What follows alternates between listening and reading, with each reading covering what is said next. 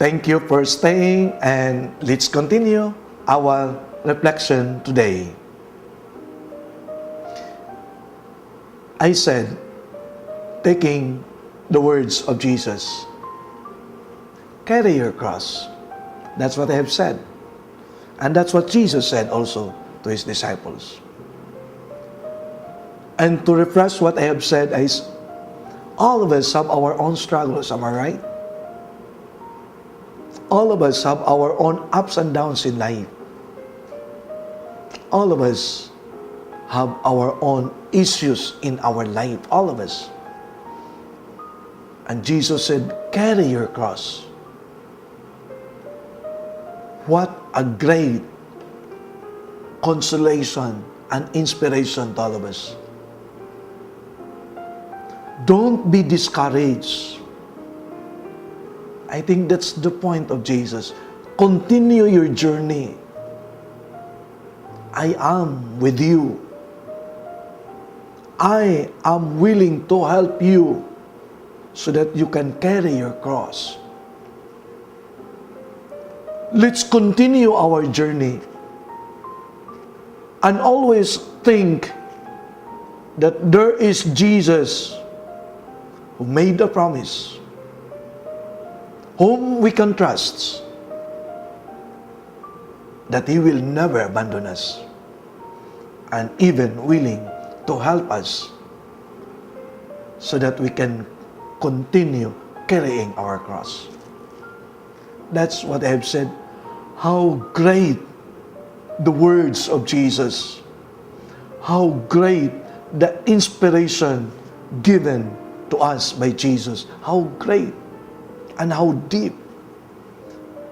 So let us not be left alone and feel nga, mura bag sahay, di ba? Makabantay mo.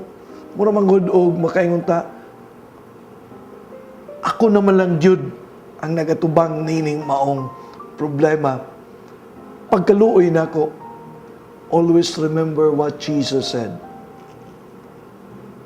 My son, my brother, my friend, just carry your cross.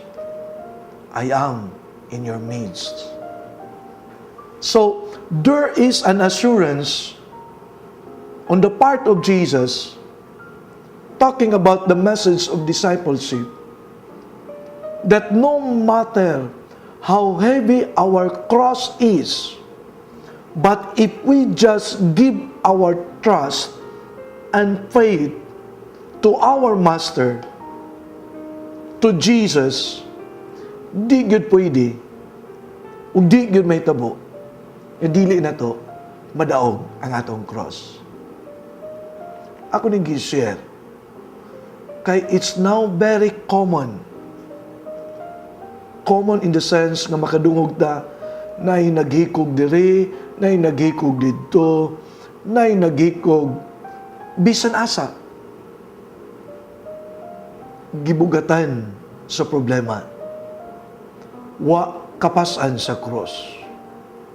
Misurrender. And the gospel said, I am your master. I am your God. And I would like to ask you, I challenge you, that you have to carry your cross because you are my disciple. And then the third point as presented by Jesus in the gospel today, talking about discipleship, is that we have to know also how to renounce.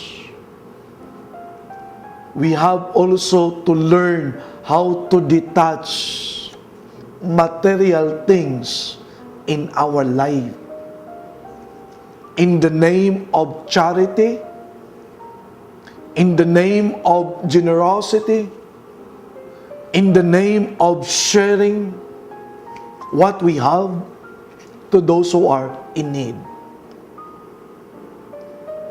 While making this reflection, my dear friends, nakaingon ko sa akong kaugalingon pagkanindot ka, kung ato ning ipabasa sa atong mga leaders nga na-accuse sa pork barrel scandal, nakaingon ko sa kong kaugalingan. Nga naman, if we do not know how to renounce, if we do not know how to detach the material things, we might be enslaved of this. Once we are already enslaved, that's the problem. Kay dili ra bagyon matagbaw ang tao. Once we are enslaved, that's the problem. Kay di ra bagyon maangkon sa tao ang tanan. Once you are enslaved, that's the problem. Kay malimot naman ka na there is something mas valuable ni anang butanga. That's why Jesus in the gospel is challenging us that we have also to learn how to renounce. We have also to learn how to detach. We have also to learn how to glorify God, how to praise God using all these resources that we have. Di man tingali na daotan, nga doon na tayo bandi. Dili man tingali na sayop, nga doon na tayo kwarta.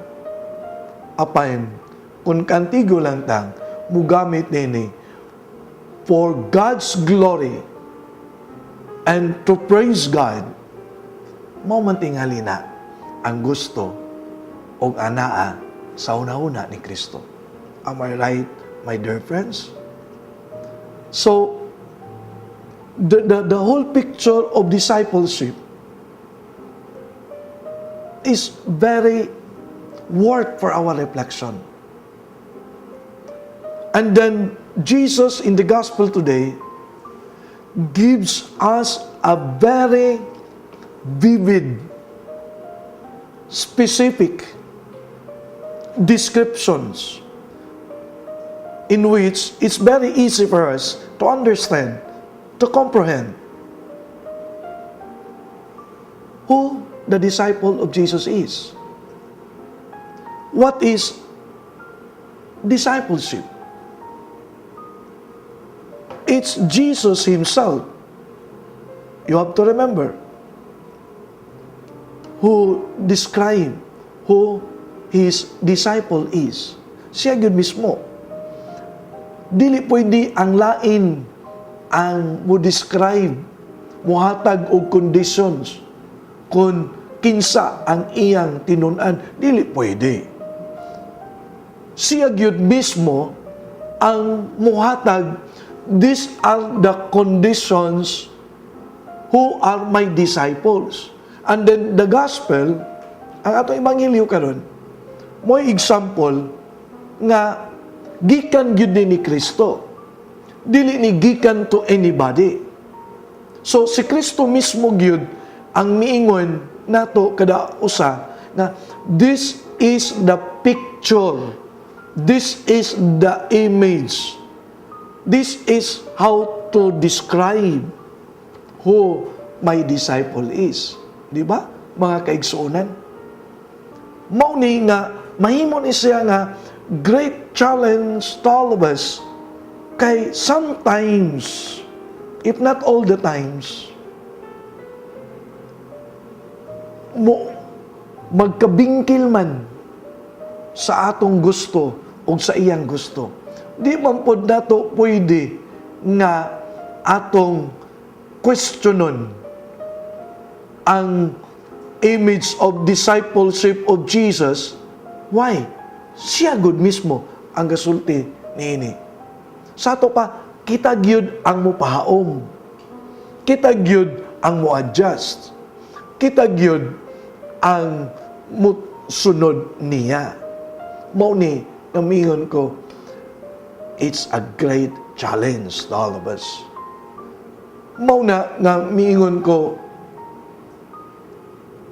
it's really something that we have to think of, something that dili pwedeng duwa-duwaan. Mabitaw na nga makadungog ta o giingnan ta, there is always a need for us to live a life of grace. There is always a need for us to be always in communion with God. There is always a need for us to be always connected to God. Aron, ato gyung mada. Aron, ato gyung mahuptan. O ato gyud nga magunitan. Ato sang mapuy-an ang unsaman nga gisulti ni Kristo karon kanato. Kay kung ang atong kaugalingon mo'y saligan, lisod, kuyaw, basin unya, o di ta kalahotay. Di ba?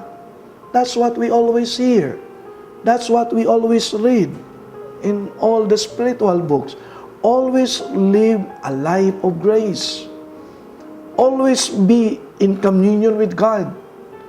Always don't disconnect yourself from God. Kay it's a great challenge. It's a great challenge to be a disciple of Jesus.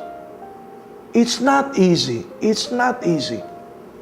Mao ni nga nindot kaayo ang ato nga ebanghelyo nga atong gibasa karon, di ba, mga kaigsunan? Very enriching in insights, thoughts, messages on how to be a disciple of Jesus. Nindot you guys nga tanan.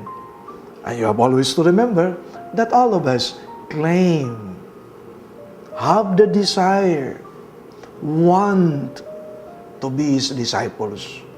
Kinsa gud di ganahan nga mahimong tinun-an ni Kristo. Ganahan biya gyud ta. Kinsa gud di ganahan malangit. Ganahan biya gyud ta. Ato biya gyud ning entrance to heaven. So again and again, let us try to reflect on this message of Jesus.